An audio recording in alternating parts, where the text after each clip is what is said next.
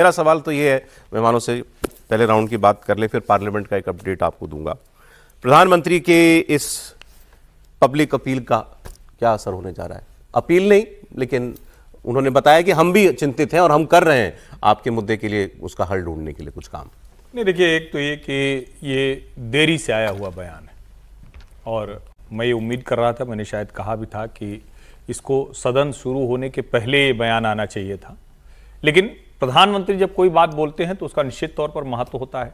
किसी भी सरकार में, लोकतंत्र में अगर पीएम किसी बात पर लिख रहा है, बोल रहा है, तो उसका सीधे असर होता है। लेकिन कई बार होता है ना कि जो दवा किसी बीमारी की दी जाए तो कहते हैं कि उसका कितना देना है, तो अलग अलग डॉक्टर कहते हैं कि इतने एमजी की, इतने एमजी की, या 2 डोज एक बार लेना है।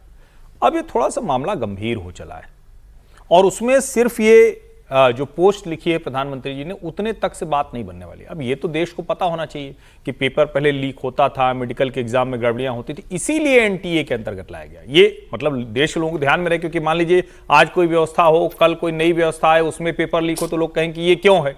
तो ऐसे ही एनटीए जो आया था, वो इस सरकार ने, चूंकि पहले बहुत पेपर लीक होते थे, सीट बिक जाती थी, मतलब बहुत गड़बड़ियां होती थी, इस वजह से एनटीए लाया गया। इसमें ये गड़बड़ियां हुई हैं। अब उसके बीच में ये लगातार छात्रों का आक्रोश, बहुत सी ऐसी चीजें हुई, कुछ बच्चों ने अवसाद में आकर जान दे दी, जो बेहद दुर्भाग्यपूर्ण है। अब उसके बाद एक परीक्षा भी हो गई, फिर ये अचानक एक टिप्पणी आती है, सीजीआई की टिप्पणी, और उसको उठाकर शुरू हो जाते हैं। अब इसको अगर मैं जोड़ूं, सीधे हो सकता है लगे कि अतिरेक में कर रहा हूं, लेकिन ठीक वैसा ही है जैसे हाई कोर्ट के एक उच्च न्यायालय के मुख्य न्यायाधीश की टिप्पणी के बाद मणिपुर में बवाल शुरू हो गया था वहां आक्रोश था, दोनों जनजातियों के बीच में संघर्ष था, उसमें भी सरकार की कोई भूमिका नहीं, इसमें भी सरकार की कोई भूमिका नहीं थी, और सीजीआई ने कोई किसी यूथ को कहा भी नहीं था। वो तो जो लोग आरटीआई डालते हैं, जो लोग वकील बन के चले जाते हैं, उनके लिए कहा था।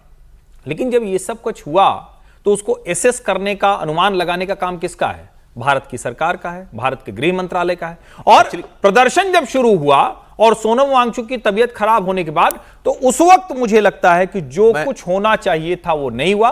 अब पीएम की ये पोस्ट, ये मैं इसको एक महत्वपूर्ण कदम मानता हूं, लेकिन अभी इसके आगे बहुत कुछ होगा। दो बातें कह रहे हैं, आपने कहा ये देरी से आया है, और आपने ये भी कहा दवा वाली जो बात आप कह रहे थे कि अगर ये दवा है तो दवा थोड़ी कमजोर है, कमजोर है ज्यादा, मतलब इससे ज्यादा कुछ करना पड़ेगा। एक लाइन और बोल दूं, जैसे प्रियंका जी ने कहा था ना, अभी उनका वीडियो बड़ा वायरल है कि भाई अशोक गहलोत जी ने बड़ी कोशिश की लेकिन पेपर लीक नहीं रोक पाए। तत्कालीन शिक्षा मंत्री का कांग्रेस के बयान चल रहा है राजस्थान के कि अरे कोई हमने कराया है, जो हम त्यागपत्र थे, वो तो मतलब पत्रकार से लड़ रहा है, रिपोर्टर से।